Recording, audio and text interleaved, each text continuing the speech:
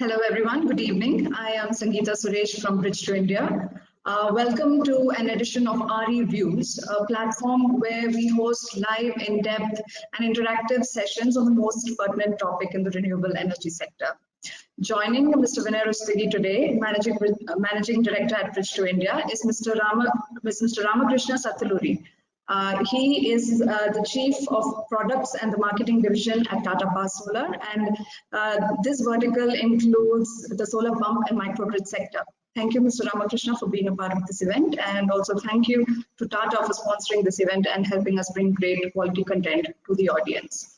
Today's event will be an hour-long discussion, and we will have a Q&A at the end of it. So if you do have any questions, please write to us at the bottom left corner of the panel on your screen. That is all from me. Over to you, Vinay. Thank you, Sangeeta. And again, good afternoon, good evening to all the attendees in this session. So we're delighted to have Rama with us from Tata Power Solar, the leader by far in the solar pump business. And I can't think of a person better than Rama to kind of demystify this business for us. Personally, for me, I think solar pump is a very interesting topic, and I say that because it is a flagship scheme of the government of India. It is an area where India has taken the lead in comparison to all the other countries all over the world. But still, actually, we know very little about this area, and it's very less understood. So hope Rama can unsolve, or rather solve some of these mysteries for us. Now, before we kick off the discussion, Rama, I just want to kind of lay out some of the numbers and background to the solar pump scheme in India. So this is part of the KUSUM scheme of the Government of India, MNRE, and under which there are three components. There's component A, which basically involves 10,000 megawatts of ground-mounted solar installations. These are small projects, anything from 0.5 to 2 megawatts, to be installed for injecting power directly into agricultural feeders. Then the component B is 2 million standalone pumps, solar power pumps, and I think equivalent solar capacity of 9.6 gigawatts. And then the scheme C is 1.5 million grid-connected pumps, where basically there are solar installations to power these pumps with an estimated total capacity of 11.6 gigawatts. So that is a total of 31.2 gigawatts. I mean, that's a huge sum. And the government is proposing to give total subsidy at the central government level of 340 billion rupees. That's about 4.5 billion rupees, dollars, excuse me. And the rationale for the whole scheme is that the DISCOMs are making huge losses because they're selling power to the agricultural consumers at almost next to nothing kind of tariffs. The farmers are complaining because they're not getting reliable power. So solar pump program is a way to kill two birds with the same stone, which is provide reliable power to the farmers and reduce the financial burden of cheap power sales to the farmers. Now, the numbers are very big, but if you look at the progress, I exclude the last 2 years because of COVID. The annual installation numbers have been about anything between 50 to 60,000 per annum. And the total install base, we estimate, hard numbers are very difficult to get, but we estimate at about 350,000 across the country today, cumulatively. So that is only about 10% of the target being met. And the target deadline actually is March 2022. So clearly lots of benefits, but still not everything seems hunky-dory. Not everything is kind of going very well. Now, just before we come to you, Rama, I just want to mention there are two key planks of the scheme. The first one is that the solar cells and modules have to be made in India.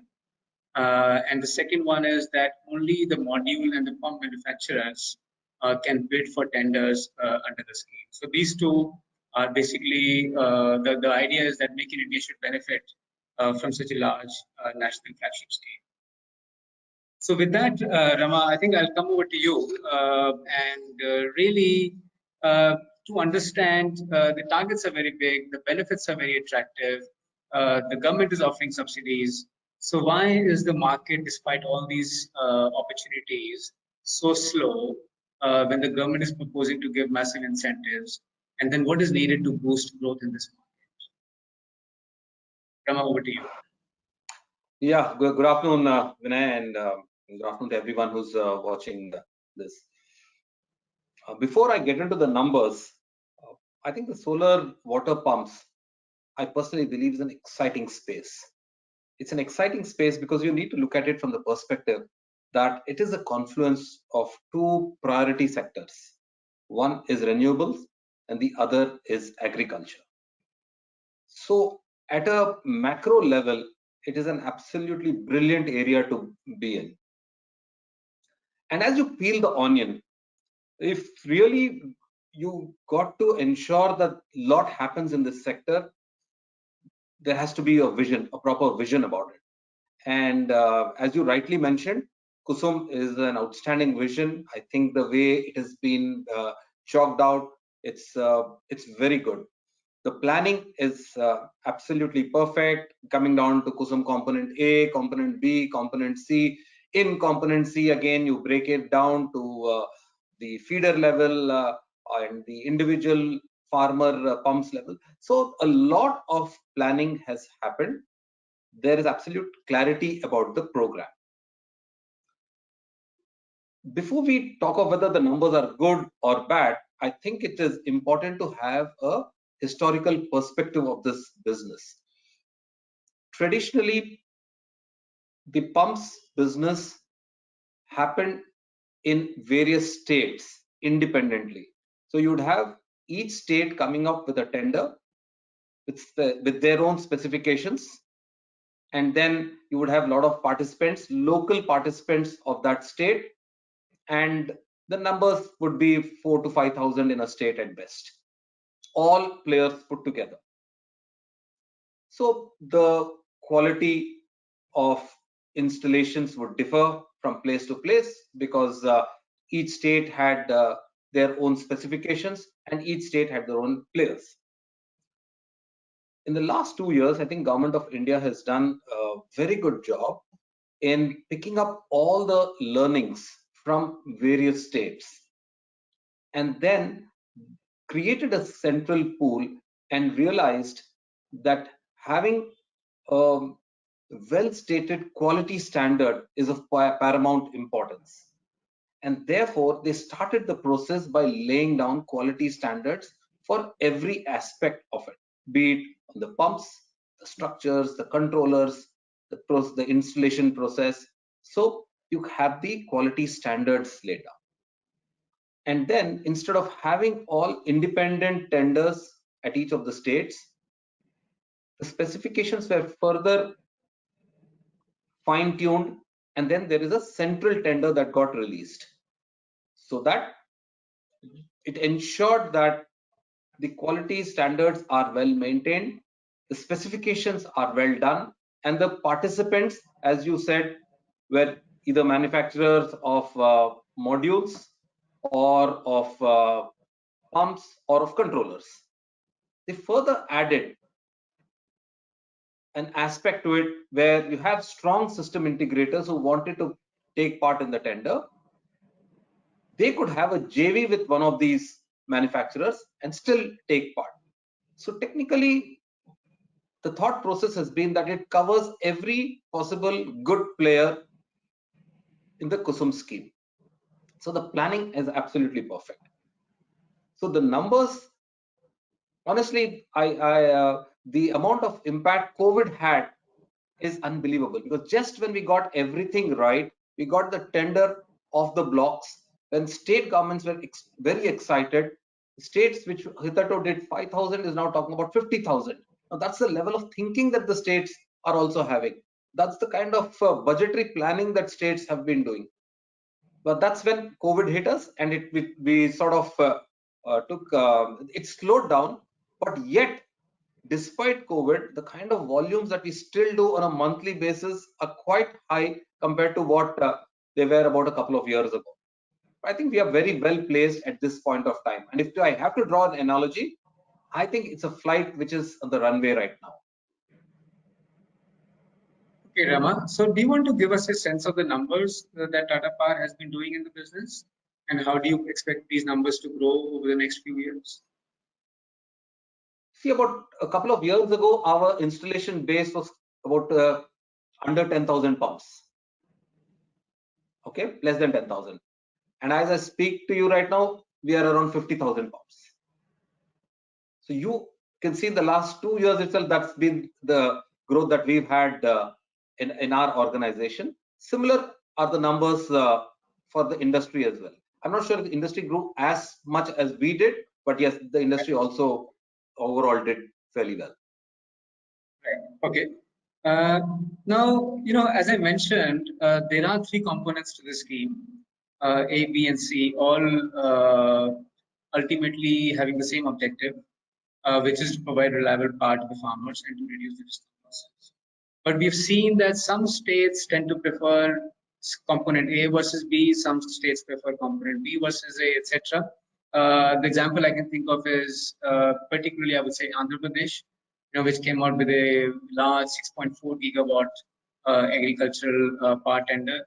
Maharashtra, although it's been very keen on promoting pumps, has also been issuing very large KUSUM tenders for solar projects. What would you say, which scheme or component, A, B, or C, is popular in the market today, which is getting better reception from the state governments as well as the farmers?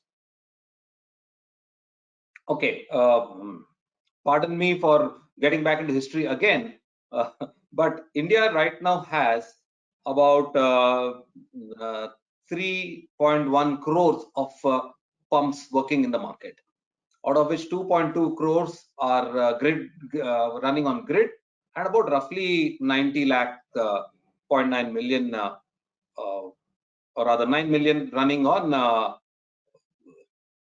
diesel. So that's the existing installation base in India. So Rama, and just to clarify, these are irrigation pumps. These are irrigation pumps. These are irrigation pumps. Okay, so 2.2 crores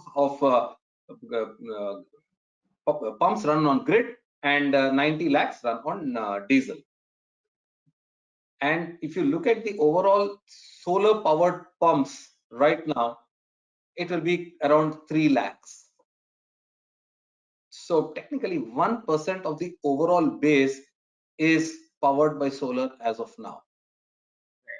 And if you look at the KUSUM scheme of powering pumps, it is 35 lakhs, right? Even if you add that up, it will just, and assuming that everything else is constant, it would still end up being only about 10 to 11% being run by solar powered pumps. So therefore, there is a huge scope for overall solar to be part of the powering of the pumps. KUSUM B or KUSUM C are multiple ways of reaching out to the farmers. Let's look at the differentiation between them. Largely, the key benefit that the farmer gets is reliable daytime power. It's critical to understand daytime power, because once a farmer gets free power, say in some of the agri feeders, the timing is erratic. Sometimes the farmer gets free power in the night, sometimes in the morning, sometimes in the afternoon. So there is no consistency about the kind of power that he gets in most of the places across the country. Whereas if he has solar power, he has consistent and reliable daytime power. So what does that mean for the farmer? I will come to KUSUM B and C later, but from a benefit to the farmer, it means that he definitely takes care of his two crops, that's Rabi and Kharif. He's definitely going to take care of. And during the daytime, when he has reliable power and he's sure of getting the water, he gets into his third crop as well. And the third crop invariably is the short cycle crop, like vegetables and fruits, which give very good yield. Therefore, to the farmer, what it means is, in the same space, same time, he's able to get better yields. That's a key benefit to the farmer. Second, and this I picked up from speaking to a few farmers, safety becomes a very important aspect. If suppose in the night he gets power, the farmer goes to the fields in the night and has the risk of snake bites, scorpion bites, and people have suffered all of this. So that's a huge fear that's looming large with the farmers when they're going out in the night, and they have to take a lot of precautions there. So this daytime is really very helpful, and they also say that they have a better quality of life. So these being the benefits, core benefits to the farmer, Kusum B takes care of places largely which are not grid connected.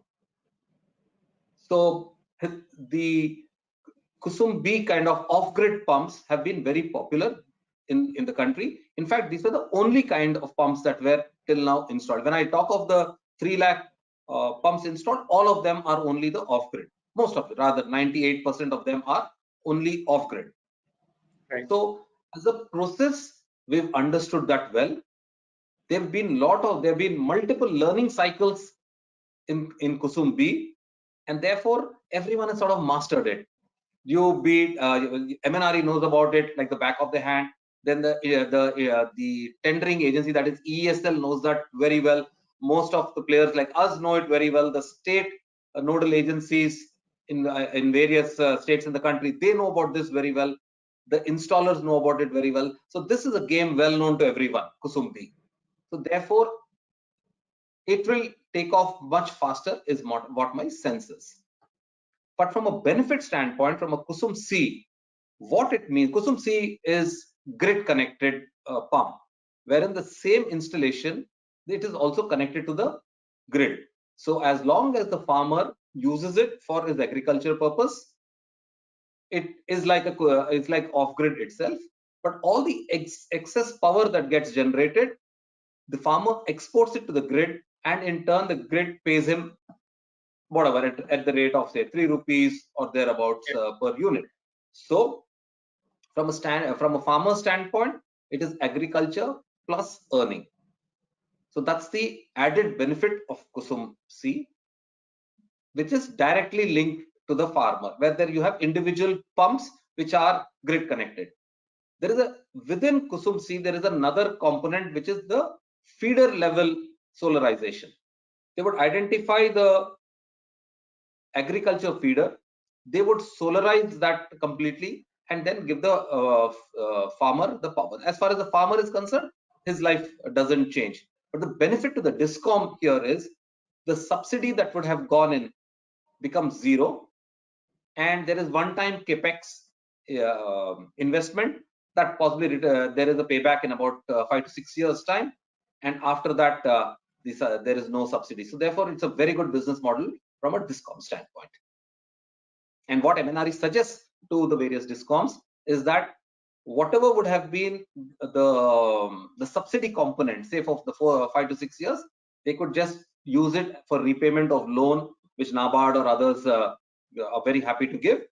And from the 5th or 6th year onwards, it is like a zero investment, zero cost kind of scenario for them. Right.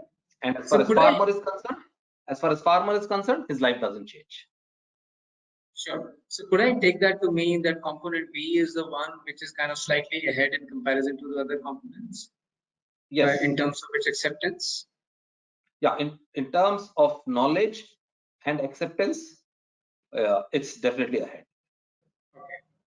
And just coming back to the states, of course we have the installation numbers, but today, as we speak, which states are taking the lead in adopting solar pumps, and and which states are the laggards, and what is the difference between these states? Why is the progress not more uniform across different states? See, many states have taken a lead in this. The numbers are there for one to see, but from our experience, we've seen Punjab, Haryana, Uttar Pradesh, Rajasthan, Madhya Pradesh, Chhattisgarh, Maharashtra. these kind of states are taking a lot of lead in because they have already started thinking the high numbers ahead of time. And but honestly, there are no laggards right now. Either they have already done it or are in active consideration to doing it, and therefore I don't consider anyone as laggards. Okay. Okay. Now coming to tenders, I think everything is going through the tender based procurement process. And like we see in the utility scale solar, there are large central government tenders through AESL, and then there are states that are doing their own tenders. Uh, what do you make out of the tendering process in terms of the terms and conditions, the size, eligibility criteria, etc.? Are you happy with the way the tenders are coming out? Is there anything you would change or improve in the tenders? Or what kind of tenders do you prefer as a active player in the industry? Yeah, as far as Kusum B is concerned, the off-grid tenders, it went through, as I told you, multiple cycles of learning, and therefore there is one central tender that's floated, and that is good for the full year. That has taken into consideration inputs from various state nodal agencies, various manufacturers like us, and it's been quite an iterative process. And I think by and large, everyone has sort of signed off on the dotted line saying, yes, this is the right way to be doing it. I think we got the act right as far as Kusum B is concerned. And that's purely because of the learning. Kusum C right now is just started off. Now, individual states are doing the tendering for Kusum C for solarizing and grid connecting the pumps. I'll wait and watch before I comment on what are the improvements there. Okay. And so, are you saying that you are happy by and large with the way the tenders are being issued in terms of the terms and conditions and the eligibility criteria, etc.? Exactly. It very much happy because it covers everyone in the country. What about the winning bids and the profitability? We've seen again prices. Obviously, the tenders are very competitive. Prices have been slowly coming down. What is your view on viability of these prices? Are they really as challenging as we see in other parts of the renewable sector? Yeah, it's exactly like how it is in any other part of the renewable sector. If you read the newspapers, you know that you say every time the rates are falling. Yes, it's very competitive, but at the end of the day, it's our job to be competitive and provide value to the farmer. Right. Okay. And what about the farmer itself? You know, what is the response from the farmers? Is there in the past we have heard some concerns that farmers are not keen to put up the 30 or 40% of the total cost of the pumps upfront, or they're not educated, or they're concerned about the operational aspects. So where do the farmers stand today on this? See, by and large, I noticed that the farmers are extremely positive at this point in time. About 3 to 4 years ago, yes, farmers did have some apprehension about whether it would work well enough, etc. They've heard some stories of they not being working well, of compromised quality, etc., etc. All of these. So there was apprehension, like in any other category which is taking off. There were apprehensions. But yes, in the last few years, we've seen that getting better.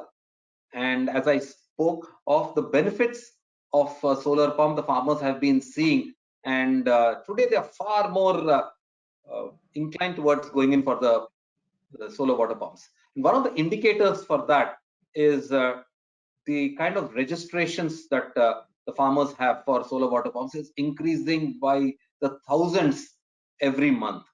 Earlier in a state like Rajasthan, it would have been difficult to get about 5,000 farmers to register or 10,000 farmers to register.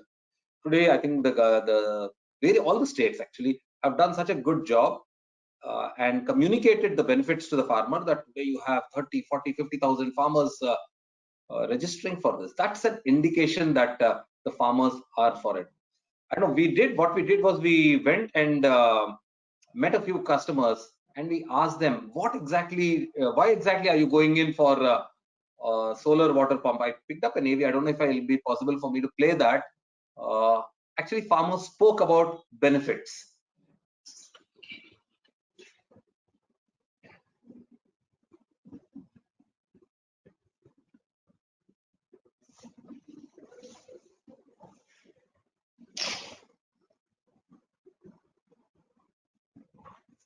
Rama, the video is taking some time to come on. Maybe we can play it a little bit later. Sure. Sorry about that. So, in essence, why the don't farmers, what they said was that one, their overall crop has been better, and they get reliable power, and generally they say that their quality of life is gotten better. So this is real farmers speak from the field itself, so it nothing better than that. Sure. No, I've seen the video. I think it's very interesting. So we will try and come back to it. So moving on, what about the financing itself, Rama? So 30% of the cost is obviously financed or subsidized by the central government. 30% or more is subsidized by the state governments. That's one of the conditions of the scheme. So ultimately, what the finance farmer has to put up is only anything up to 40% maximum. And is that a challenge? What kind of financing options are there for the farmers? Can farmers afford that? I mean, I believe an average pump costs something like 300,000 rupees. A 5 kilowatt kind of pump will cost approximately that. So 40% of that is about, it's still a considerable sum for many farmers. So how is financing enabling or hindering the market? Most of the farmers funded from their savings and earnings itself. There is also a small percentage of farmers who go in for financing, for which you have the local cooperative banks who provide loan for this, especially, and if they are selected under the Kusum Yojana, so then I think it's an automatic loan that they get. But however, the collaterals, etc., they would go by that process. But it's fairly easy to get the loans as far as the Kusum for the Kusum Yojana is concerned. So the maximum that the farmer has to pay is about 40%. Many states increase their share from say 30 to 50, and that gap, that is the 20%, that automatically gets reduced from the share of the farmer. So till now we've not faced farmers saying that they had serious issues for their share, but I clearly see this as coming up as one of the challenges, because when you move from 3 lakhs to 35 lakhs in that volume, this issue might come up, and therefore the contribution of the cooperative banks in disbursing loans plays a very important role. Right. The other thing really is, once you win a tender, now there are two things. One, you need to find the farmer. And second, obviously, as a contractor, you need to install the pump and need to maintain it for a certain number of years. Now, the challenge, of course, is that this is a distributed market. Very often, the farmer is in a remote location, and most companies don't have the pan-India service network, the installation network to service the farmers. So how, and we, I mean, just doing the secondary research, we figured that was one of the challenges which many people often quoted. How difficult is that for a national player like Tata's? Do you find identifying farmers, convincing farmers a challenge? That is point number one. Second is, how easy or challenging is the installation and the operations and maintenance process? Yes, so because of the nature of the scheme, it has a registration process. So therefore, the set of farmers who are eligible for the scheme is fairly well known, and each districts have this government office of the nodal agencies, wherein the farmer regularly comes in and for various aspects of his work. So that's where he registers himself as well. Now, as you rightly pointed out, getting the execution to happen in so many villages, so many districts in the country is quite a challenge. It is like a classic B2C kind of business where one needs to set up a channel, train the channel, and provide them all the resources, tools, etc., so that they reach out to the farmers and do a good quality job. It's a painstaking process, but I think being a brand with various other businesses as well, so almost every part of the country we have an existing channel network already in play. So we would reach out to our partners from every other business, and if it suits them, we would first go out to those partners, and if that's not the case, then we will look at other partners. But we've invested in the last 3-4 years, we've invested significant time, energy and money into developing this channel. So across the country right now we have in excess of 200 partners who are now very well trained in delivering quality job, because that becomes a key differentiator for a farmer. A farmer is looking for a good quality product, which by and large MNRE has ensured that the standards are well set. The farmer is looking for a good quality installation, which is long lasting, which takes care of all the wind, cyclones, everything. And then the farmer is looking to be associated with a brand where he can trust for after sales service, because once he gets into a solar pump, this is at least this pump, the minimum period that it should be running is for 5 years. That's what the warranty cover is, for 5 years. So the farmer is looking for real good quality service. The choice of a brand also is now with the farmer. The farmer is empowered to choose any of the brands which have been shortlisted by the tendering agency. So in any state, the farmer would have 5, 7 or 10, whatever be the number of brands that he or she can choose from, and therefore we need to put our best foot forward, and all the things that the farmer requires we should take care of. It is also important that we reach out to the farmer, and therefore rural marketing plays a very important role. On your point on how does a farmer know about it? So yes, the government does a lot of communication. It's also imperative that the various players, the various brands need to be communicating with the farmer as well. So there's a lot of rural marketing activity that happens, like you do a lot of outbound dialing with the farmer. Then you have, at least when there are no COVID restrictions, we have vans that go to various villages, and there is a simulated solar pump in a van, and the farmer gets to see that, just to show the benefits. In a rural way, we call what is known as Nukkad Natak. So we go to the places where the farmers are there in the weekly markets or wherever it is. So we have these nataks, and people gather to that place for them to understand the various benefits, the scheme, the benefits, the operations, and all of that. So it's a lot of knowledge dissemination that is essential.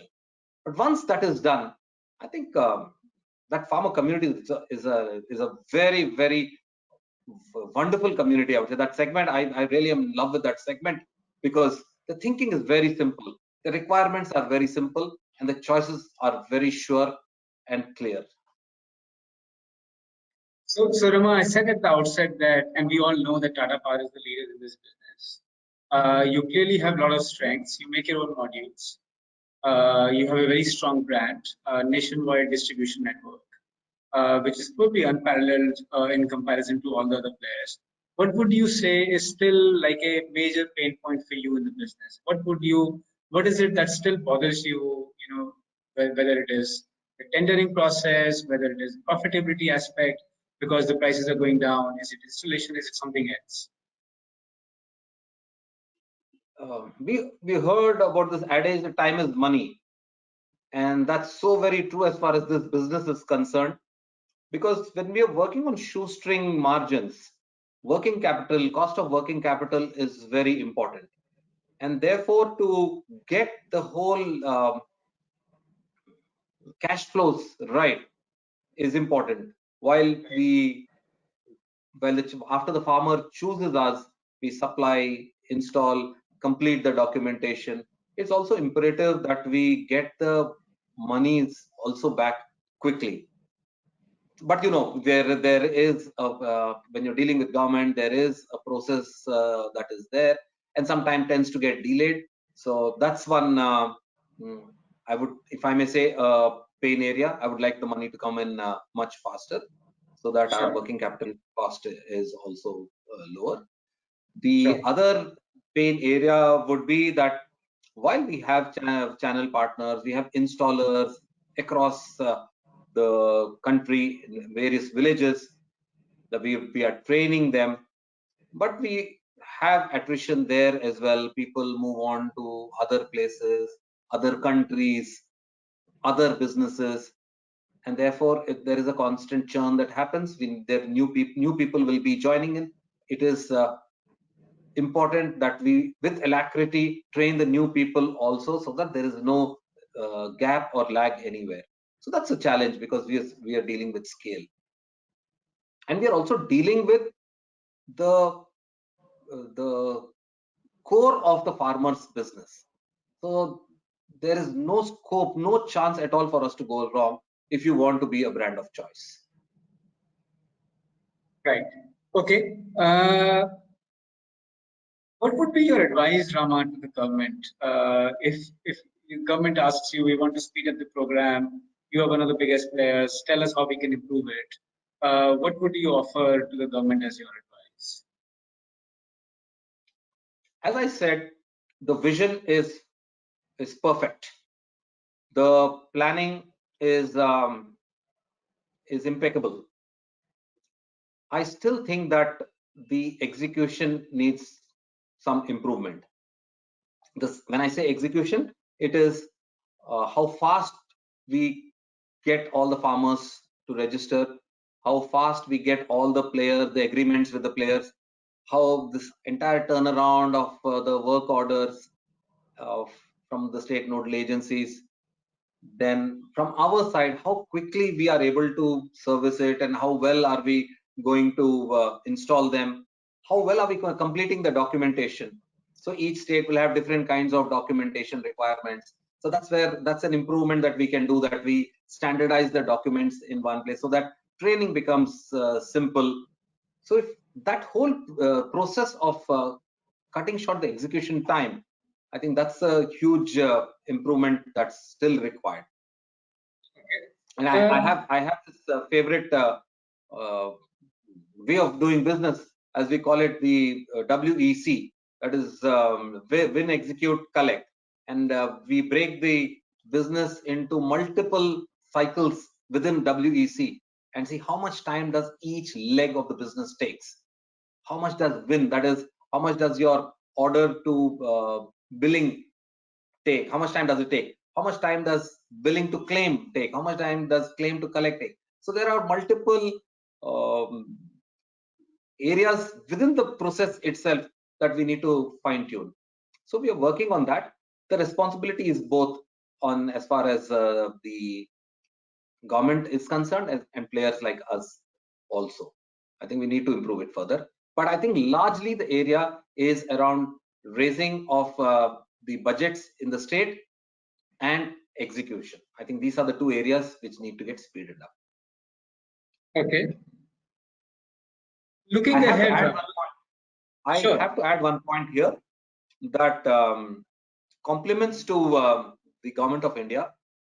You would be surprised, Vinay, that every Friday at 3 p.m., the senior most person who's involved in this project in MNRE personally reviews the progress of this. All of us are there in that meeting. So that's the kind of seriousness the government has on this. So therefore, it's imperative that from an execution standpoint, we all on the field should get slightly better. That's very pleasing to know, Rama. Thank you. Looking ahead, pre-COVID, we were doing about 60,000 pumps a year. Hopefully COVID is past us very soon. What do you think is a realistic potential for India to do on an annual basis? Obviously, there's a scheme deadline of March 2022.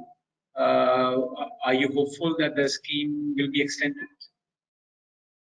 Yeah, I have no doubt at all that the scheme will be extended. I was just going through some documents of the government, I think, which is in public domain, where the fund allocation, I think they have also looked at extending it beyond 2022. I think it will be extended, but I think from a volume standpoint, just to give you an indicator, just the tender for Kusum B for this year is for 3.18 lakhs. Wow. So what the nation did till now in whatever, how many years, 10 years, 12 years, is we are looking at doing those numbers in this 1 year. And these are all tendered. It is not even at the pipeline. They are all tendered numbers. There are state-wise allocation of numbers also given, and this is only Kusum B. I'm not even talking about Kusum C. So it gives the seriousness with which this program is being taken forward. I think once we are off this COVID kind of fear, touching 5 lakhs of off-grid a year, I don't think should be an issue. Wow, those are fantastic numbers, Ram. I hope we do see those numbers. One of the things, of course, is that India has taken the lead in solar pump installation. International Solar Alliance has adopted solar pumps as one of its major programs. Do you see a major area of growth internationally for the Indian industry and for Tata Power to go to other countries and exploit your expertise to grow the business elsewhere? I'm sure there will be a huge area of opportunity in other countries as well. I think Africa is one area where there's a lot of action happening in the solar pumps area. But most of the players today are so India focused because of the opportunities that lie just ahead of us. Right. As I know, most of the players in the industry are looking at first doing well in India and then going elsewhere. Elsewhere, I think largely Africa. Okay. Rama, let me see if I can try and show the video again.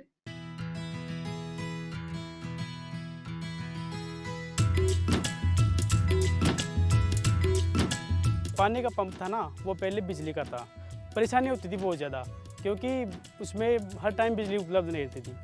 7 दिन रात को आती थी, 7 दिन सुबह को आती थी, 7 दिन दोपहर को आती थी। तो उसमें क्या था कि रात को उठना पड़ता था हमको, कड़ाके की सर्दी में उठना पड़ता था। अभी सोलर सिस्टम आने के बाद में ऐसा हुआ कि यहाँ पे पूरे दिन भर सुबह जैसे सूर्य उदय होता है, किरणें इसके ऊपर आती हैं, मोटर चालू हो जाती है। शाम को 5 साढ़े 5 बजे तक चलती है, अभी तो 6 बजे तक चलने लग गई। मेरे पास डीजल वाला इंजन था, उसमें बहुत प्रॉब्लम होती थी। कभी डीजल नहीं मिलता, कभी पेट्रोल टूट जाता हो, क्योंकि तो पानी की पूर्ति को नहीं होती, तेल महंगा हो जाता था ना, फसल कमी होती। अब तो ये सोलर है, सुबह से लेकर शाम तक चला है, पानी की पूर्ति फुल है।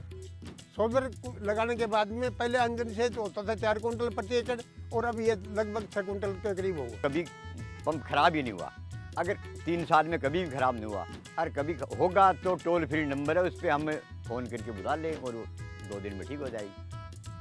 खर्चा बिल्कुल शून्य है, कोई खर्चा नहीं है, कोई मेंटेनेंस नहीं है, कहीं से भी चला सकते हैं। आजकल मोबाइल ऐप आ गया। अब मैं किसान भाइयों से ऐसे कहता हूँ कि आप जो भी लगवाओ, सोलर लगवाओ तो टाटा कंपनी का लगवाओ।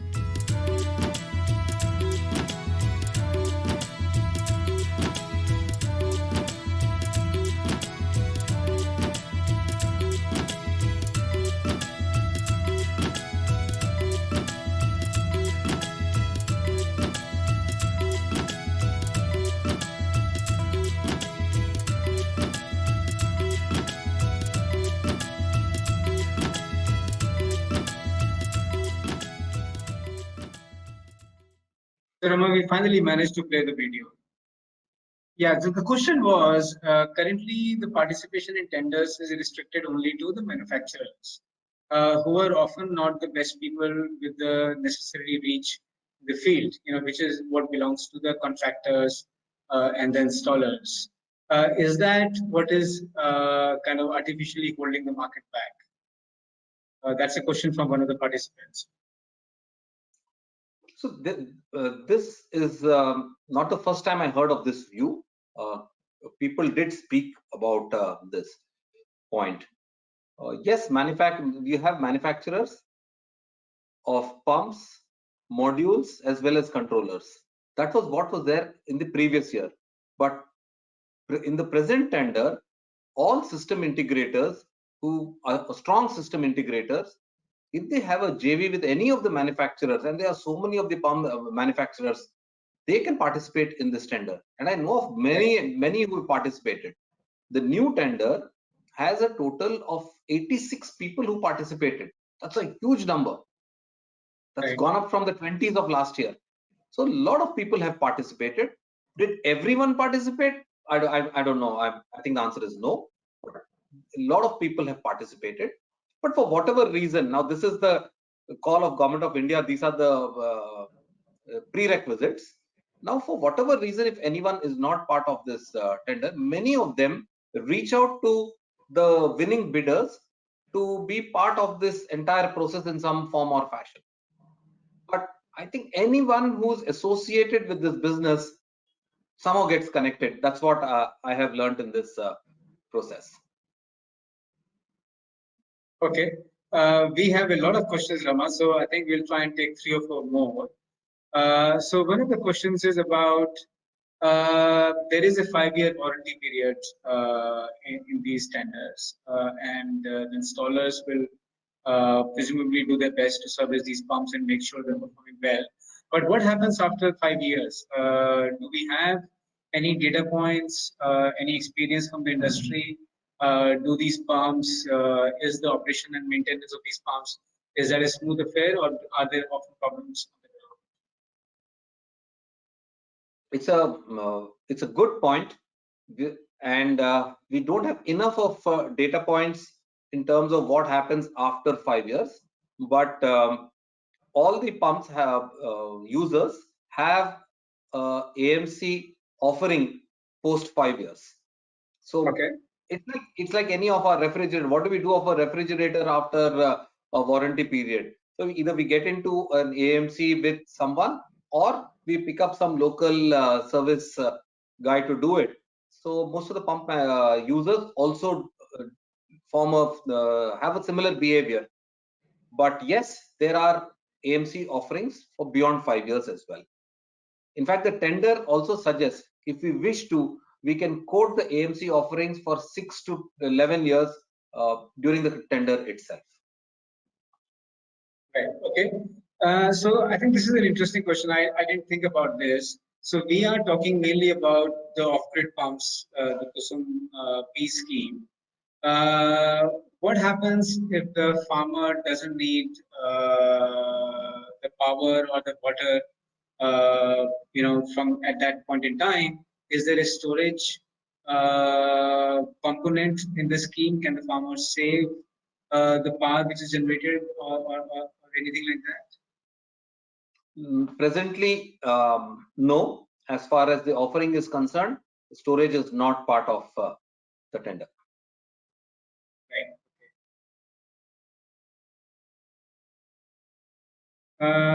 I'm just looking, going further down.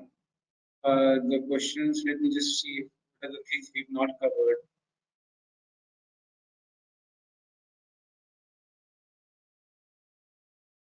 So again, this is, given the fact that we've talked about so many benefits, it really does seem to be like a win-win for the farmer, for the DISCOM, for the renewable energy industry, for the environment. Why doesn't the government make installation of solar pumps mandatory? Why are we still saying that, it's still, obviously the numbers are large, the scheme is ambitious, but it still seems to be performing much below potential. Why not do something much more, aggressive and invasive, so to say, and force the farmers to adopt solar pumps? Would that work in your view? I haven't thought of this before, but I think as a nation, I don't think we are great fans of anything which is thrusted upon us. Forget about pumps. Anything any category, it's very difficult for the government to thrust upon it, unless something like I still remember when in my growing up days, when we were asked to wear a helmet to drive a bike, there was so much of resistance for that. Something which is saving our lives, we have resistance. Yeah. So I'm not too sure it will go down very well if you make it mandatory at this point in time. But there will be a time when we, for the environment's sake, etc., for whatever it is, there could be a time when it is mandatory. There are multiple areas. There is a revolution that is happening across the globe in electric vehicles. There could be a time when that could be mandatory also. There will be many areas where it will be mandatory, but I don't think the time is right now. Sure. Okay. So one question is about what about the sizing of these pumps? We're talking about say 300,000 pumps as the installed base. What would you say is the very rough distribution between, let's say, less than 2 HP, 2 to 4 or 5 HP, and more than 5 HP? See, the 1 HP is not much. So okay. 2 HP.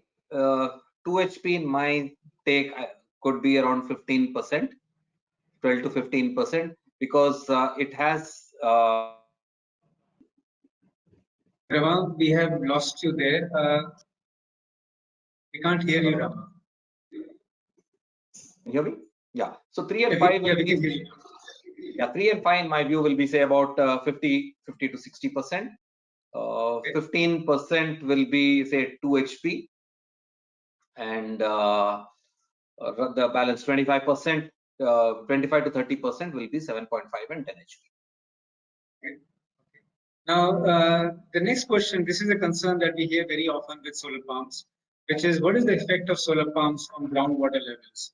Is there an overuse of the pumping system because the power is free, leading to depleted water levels and a misuse of the water? In fact, it has a positive impact as far as water levels is concerned. Now, okay.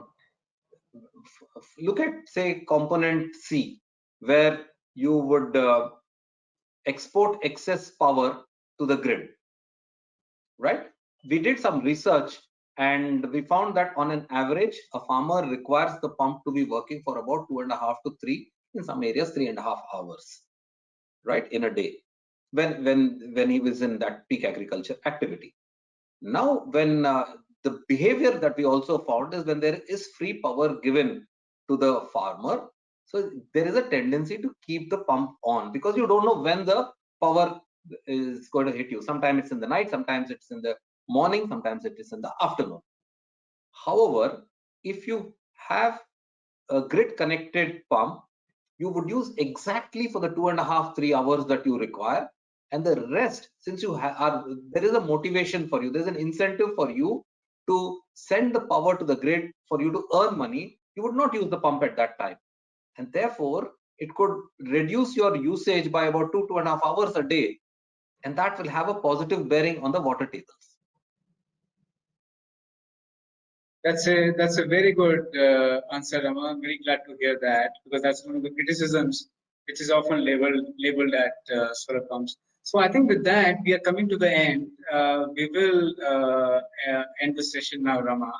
Thank you so much for your time. I think that was very, very insightful. Hopefully, we've been able to kind of throw more light on the subject, and the audience found it interesting too. I think for me, the takeaways are really that, it is a flagship scheme of the Government of India. It is a win-win for all the stakeholders.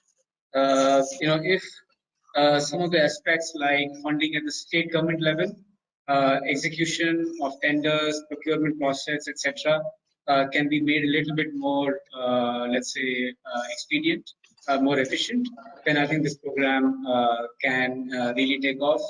I remember the numbers you gave, that India could easily do 300 to 500,000 pumps a year, and that is a very, very heartening number to hear about. The potential is very huge. Like you said, the scheme itself is targeting only about 10% of the pumps to be solarized. So it's a very huge potential. I think it actually is a sign, opportunity for India to do something unique and push the renewable energy sector, push the farming sector, benefit the farmers, etc. So with that, we will end the session. Rama, thank you very much for your time, for your expertise, sharing your insights. I will now pass over to my colleague Sangeeta. Thank you very much, Vinay. It was a pleasure really interacting with you and the audience. Thank you. Sangeeta, over to you. Yes, thank you, Vinay, and thank you, Rama, for being there with us today and sharing your views. Thank you also, audience, for being here today with us. A recording of this session will be available to you on your registered ID, and we will also host this video on our website as well as our YouTube channel. That's all from us from Bridge to India. Goodbye, until next time. Thank you.